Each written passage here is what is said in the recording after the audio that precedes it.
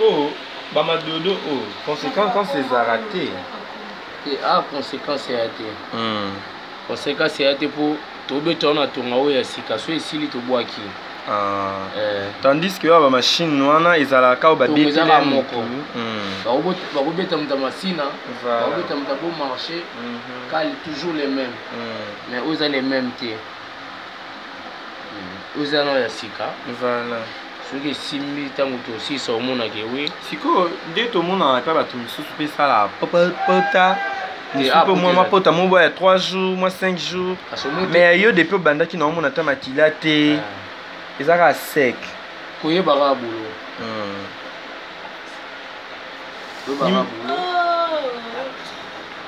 Mais mikolo bana poto pe ba oya baza posa ba tatouage numéro de téléphone et ça là ka bien ba yeba. Abana poto na pe belé na sala ba moto. Voilà. Pe sa numéro na yo comme ça ba oya nga pe ba yoka. Na sa pe bana poto trop ba nini mais. Ezaka boulot nem te côté là bas. Na ko gana nga me boulot wa me faillite. Voilà. Tu les as été. Fais ça par un numéro casse. Na 082 19 94 518 plus 243 pour un biso code mboka ya wuli mosheni. Ya wuli mosheni tolomo. Ba poto boyo ki tatouer ye tanga modèle na zuya nga. Ujana na bino bolinga ye, bo sentir en moi.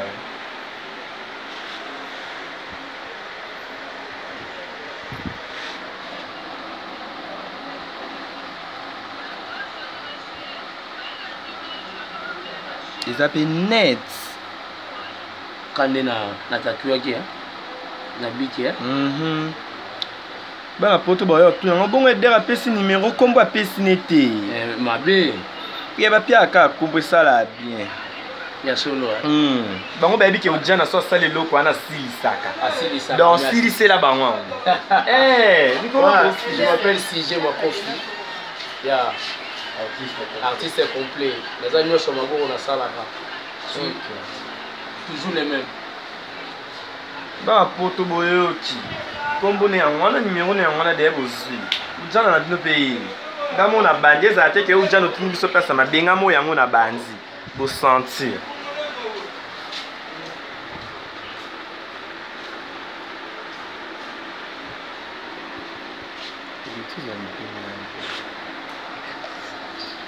Idea.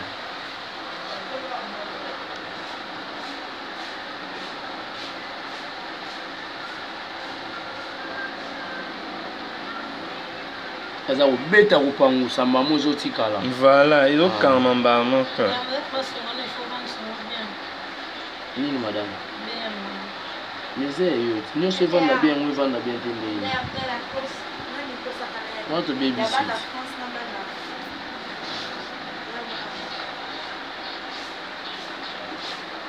Yeah.